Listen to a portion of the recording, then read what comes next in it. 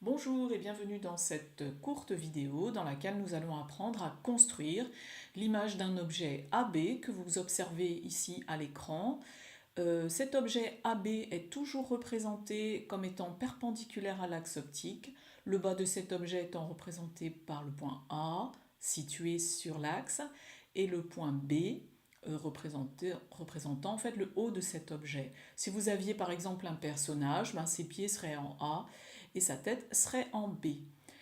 Pour construire l'image de cet objet au travers de la lentille, on va utiliser trois rayons particuliers.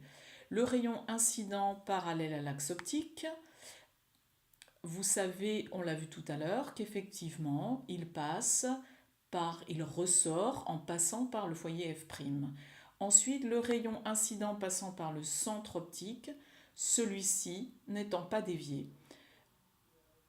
Ensuite, le troisième rayon, qui n'est pas forcément indispensable, puisque l'image de B au travers de la lentille sera B', et que c'est le point d'intersection entre les deux rayons précédents. Maintenant, on peut le vérifier à l'aide de ce troisième rayon.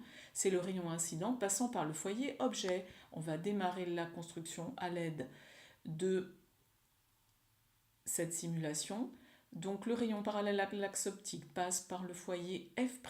Ensuite, le rayon incident qui passe par B et le centre optique, lui, ne sera pas dévié.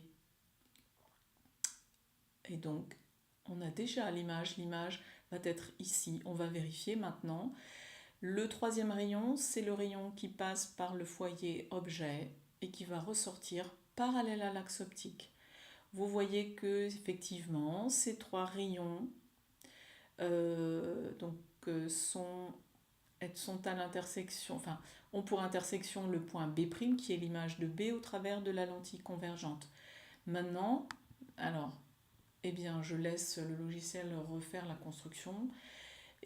Maintenant, pour avoir l'image A de A' au travers de la lentille, il suffira de tracer la perpendiculaire à l'axe optique qui passe par B', le point A' étant situé sur l'axe optique. Une bonne construction vaut mieux que beaucoup de paroles. Maintenant, ça va être à vous d'essayer de retrouver par construction effectivement les positions des images et les caractéristiques des images.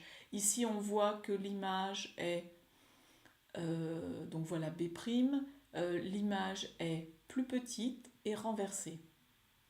Allez, bon courage, à bientôt!